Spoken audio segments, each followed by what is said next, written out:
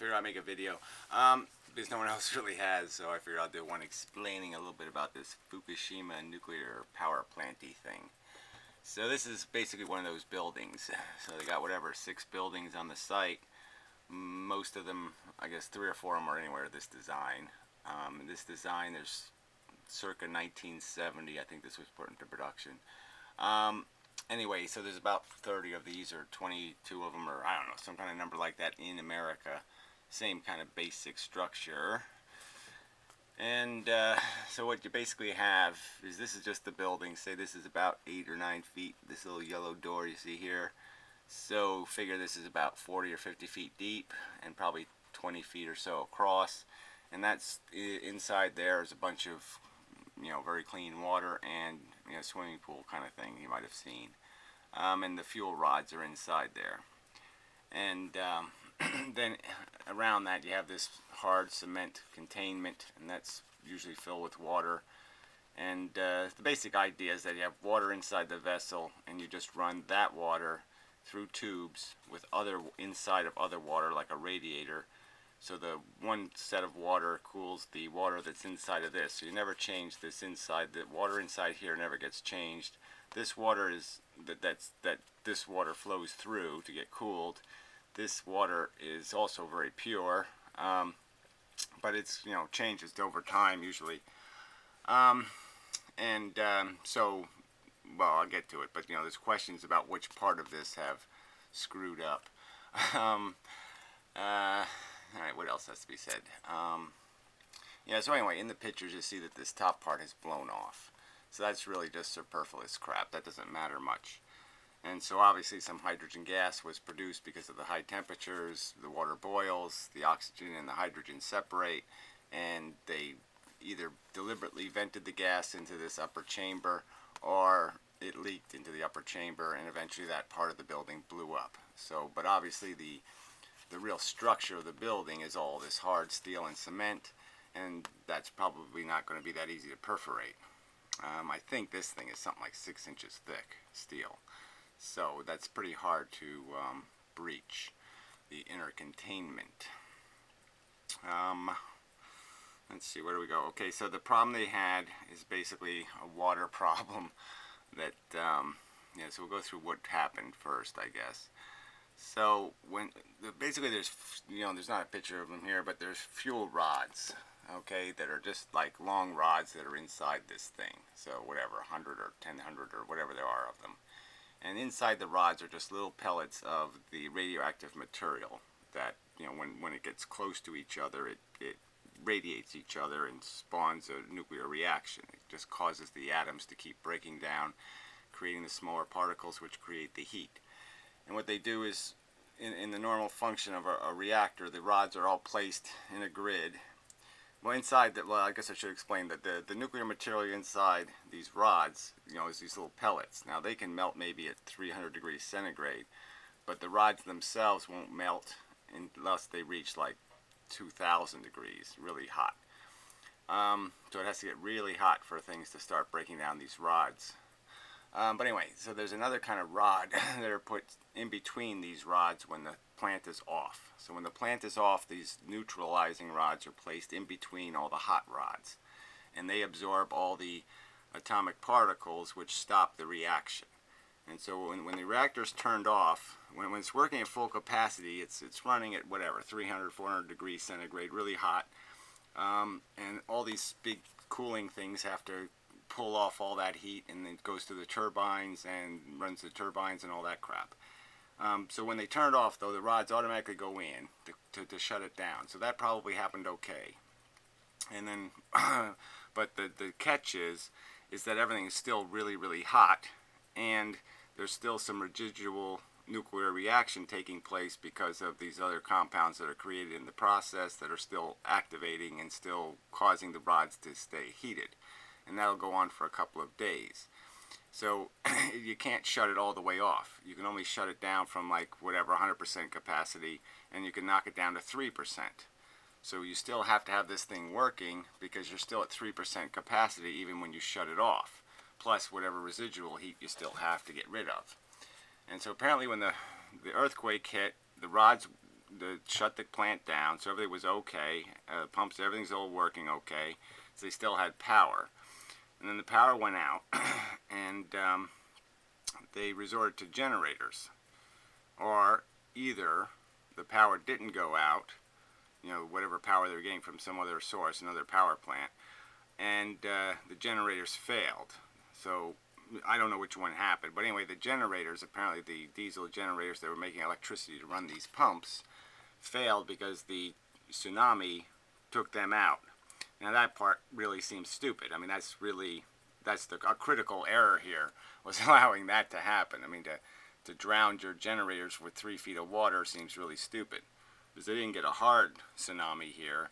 They just got enough to flood whatever bunkers the generators were in, and that was the end, because now they couldn't pump the water. So now they have no external source of electricity. Their generators are out. So they do have backup batteries, but they don't provide much power. So I would imagine the backup batteries aren't running the cooling system at full capacity. So then they send out for portable generators, generating trucks, and apparently there was some doofy thing where the voltages didn't match, or the plugs didn't match, or some other kind of crap, and they couldn't use the portable generators to run the pumps to keep cooling the system. So the system got hot, and got really hot. And that's where everything starts to degrade here. But the question is whether they're having a problem keeping water inside this container, which it sounds like they are on the number 2 plant. So the number 1, I think it might be getting cooler. But the number 2, I think the water level got low. The rods were partially exposed, no water on them, so they got really hot. So some of them probably melted, which means that they'll instead of being a 3% capacity plant, now it's all of a sudden going back up to 5 or 6% capacity. So you need even more cooling, because the thing's getting even hotter, because now you've destroyed some of your protections against the nuclear reaction. Because apparently they can't get the water level in this containment, this thing here, up to it's over the rods. And part of that problem might be because some part of this is breached. But they supposedly still have pressure, so if they have pressure, they should be okay. But maybe the pressure's too high and they can't put water in without, maybe they can't release anything. Maybe some part of this structure has been damaged and they're having a problem releasing the gas. Because if they can't get the gas out, whatever hydrogen's collected in here, then obviously they can't, it's really hard to pump more water in. They can't push more water level up because they have to create a huge amount of pressure to do that. So without depressurizing this containment, they can't pump more water in. So it might be something like that. So anyway, theoretically, the design of this thing, so even if all these rods do start melting and it might go up to a 30% capacity in terms of how hot it might get. Well, anyway, things will start melting but it'll get really, really hot right in the center. It'll get really, really super hot. So everything will start to melt down. Everything will just start degrading and breaking down. And theoretically, these things are built underneath here. There's cement and carbon and all kinds of crap that are supposed to spread it out as the molten radioactive material hits it, so it spreads it out, so eventually it will cool. But, it only took like Chernobyl, it only took it like 3-4 years to cool. So that's not an ideal circumstance. But it's probably not going to do the China syndrome thing. But even in this state, it's going to be a real mess to clean it up. So anyway, what they're doing now is they're pumping seawater. Now they're either pumping it into this secondary cooling thing, the radiator, that's attempting to keep cool this water that's in here. So this water is getting pumped out of here into this thing. They're pumping seawater around it to cool it. The problem is now this whole reactor they can never use it again, because once they pump seawater into it, the problem is it has all these elements in it. All those elements get radioactive. They stick like sludge to all the surfaces, so the whole plant becomes radioactive waste, and you just have to take the whole thing apart because everything on the plant becomes radioactive because of the dirty water. So both of these plants are dead. They'll never be able to use them again because they've pumped seawater into either this part of the containment or this. They've actually put seawater into the main containment, which is even worse. But either way, they're fucked, pretty much. So yeah, so there could be it just depends on what happens. Obviously, this containment breaches, there'll be a release of more hydrogen, something else can explode, there'll be stuff released, you know.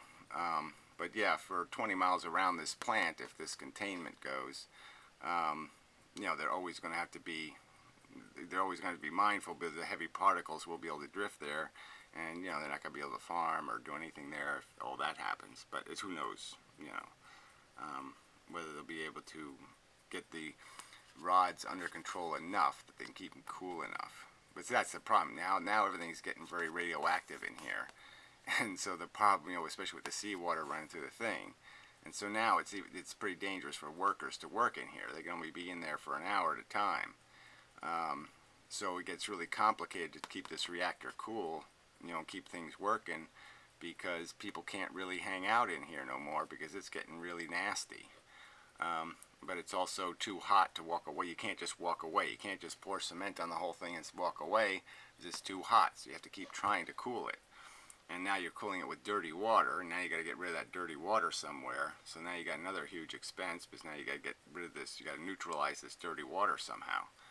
So, because eventually the water will get dirty enough where it's going to keep stimulating the reaction itself. You get enough dirt in the water inside this containment, and the dirty water will. So that's why they put borax or something in there, and that absorbs a lot of the radiation. But that's another waste product. Then you got to keep taking that out of the water as it gets radioactive. You got to haul that stuff somewhere, and you know, this is just a real big mess. So, yeah, it is not any fun at all. So anyway, I think that's probably enough. I think I explained it. So yeah, I mean, really, so the whole failure was basically loss of electricity. I mean, the idea that they don't have a backup. See what they do now, the newer plants actually use the steam. You know, this thing's going to stay hot, and they know it. So they actually have a secondary system that runs off of it. So if everything failed, they had no electricity, they can still generate electricity from the heat of the reactor. Enough electricity to keep the pumps running. So even at 3%, you know, capacity, they'll be able to generate that 3% of that electricity into the electricity to run the pumps themselves. So the thing basically self-contains itself. So it doesn't have any demand for an external source of electricity production. So, but I mean, that's just a huge failure. I mean, that's just that's you know, they should have never had, you know, they should have a generator right in here somewhere. They should have one in a safe zone somewhere, you know, to run these pumps. You know, just in case everything on the outside was breached, they should have something in close. Well, in the whole way this is structured, this is like I said, this is from like 1970, and these were originally used in like nuclear submarines or something. I mean, much smaller scale, but this design. And it seems to be more sensible if you would spread the radioactive material out, like, you know, in some other way, so you could never have to worry about this consolidation of the material and that meltdown problem.